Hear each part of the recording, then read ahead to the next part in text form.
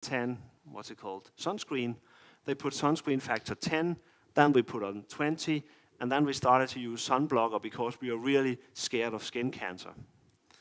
And even if we take our babies now, or children, we just totally rub them in sunblocker, and they don't get exposed to the sunlight in the natural way anymore.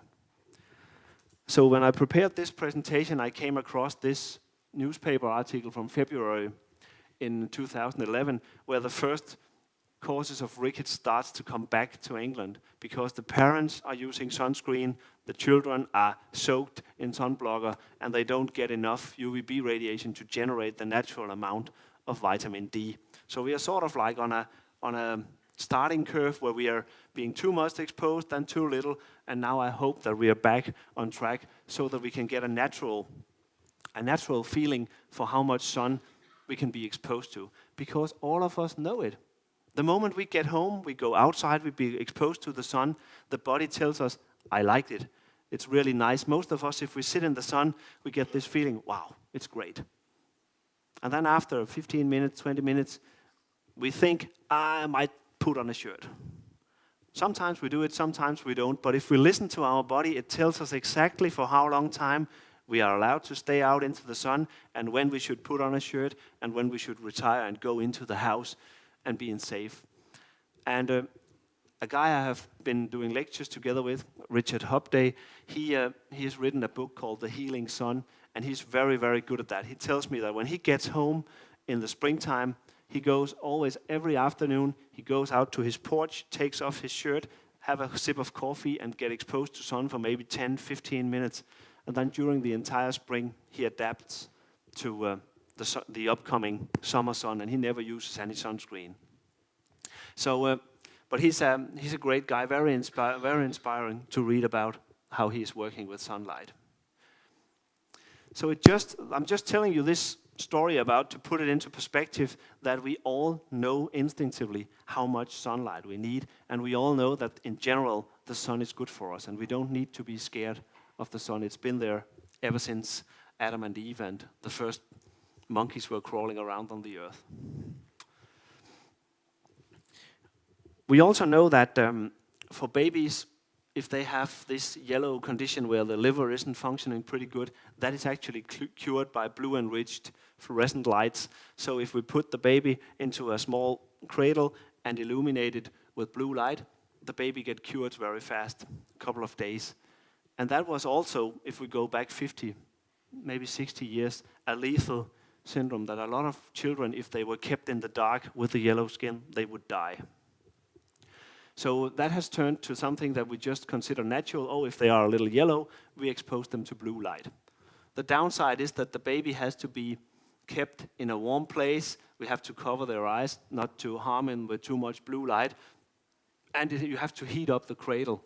But then modern technology using optical fibers helps us to weave in optical fibers into the clothing so they can be exposed to blue light without the disadvantages of having to cover their eyes or to put them in a special warm place. So that's one way that technology starts to integrate with health and cures for infants, like this picture shows.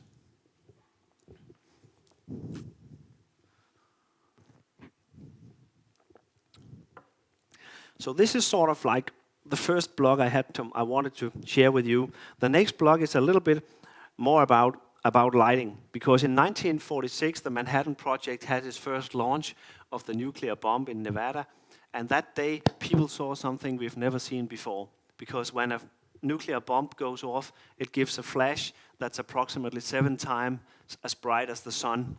So if you're standing in the sunlight and a nuclear bomb goes off over here, you would notice it, because the flash would be so powerful that it will change the pattern, change the way the world looks, because the shadows will be different. So this actually kicked off, and at that time you sent out some people to have a look at it, and these officers this picture is actually taken at them looking at the flash from the bomb, and you see the shadows behind them. This is taken on a day with sunlight, but the sun comes from another direction, so these shadows are created by the bright flash that came when the bomb goes off. At that time, we didn't really know how dangerous it was, and we we put sort of like officers out there, have a look at it and come back and tell us what you saw. I doubt we would do that anymore. So nuclear blasts above the ground or in the atmosphere is not something that is pretty healthy for anybody. So normally it wasn't the officers you send out. Normally it was like this, where you took a platoon and sent them into the desert and let a bomb go off and then asked them to do a questionnaire. How powerful was the wind and how did it look and what did you feel and how fast do you die or something like that. But it's pretty nasty. But some of the eyewitnesses here in the first row, they actually told that they saw the skeleton of their friend in front of them. So the blast was so powerful that the light just went through the person. I've tried to find some eyewitnesses' description that I could show you, but they're really hard to find. Maybe they're classified, maybe it's just here saying that it's a rumor, but it may be seen as a description of trying to tell people how bright this light really was, that it could actually light through people. And something started in the mind of lighting designers and people working with light at that time, that humans are not sort of just reflecting light.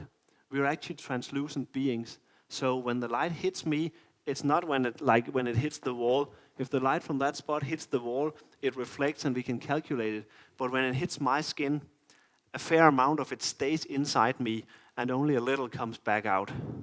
So we started to treat people like people instead of objects that we are lighting up, because we knew we were translucent beings. And the way that research has used it for the time being now is that if you want to look through the hand, you could do that by using a near-infrared LED and then having a CCD camera on the other side. And this is just a picture of a hand where you wanted to find the veins. And if you would illuminate through a hand, you would expect to find some bone structure, some of the skeleton. But when it's done this way, the near-infrared LED just radiates straight through the hand or straight through the upper arm like this one, and it shows the veins, shows where they are located and how thick they are, and it's used in medical research now if a doctor needs to find a vein for that purpose. The technical thing is like that. You take the patient's arm, you put a near-infrared LED, you have a diaphragm, a lens, and a focusing mechanism, and a CCD camera that records it. But it's nothing to do with X-ray, because X-ray would actually show the bone structure, whereas the near-infrared light shows the veins, because the hemoglobin in our veins is reflected by the infrared light. So this is being used, for instance, if you have drug addicts and you can't really find the veins in which to pick in a needle, then you have the possibility by using near-infrared light. So that's just one proof that depending on the wavelength, it penetrates the body pretty easily. So light could actually go straight through us. Maybe the soldiers in the blast saw the skeleton of their friends in front of them, or maybe they just saw something else. Nobody really knows what they saw.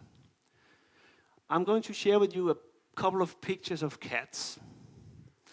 Not that I like cats particularly, but when you look at these pictures, I think and I trust that all of you guys or girls know that these cats are alive when I took the pictures.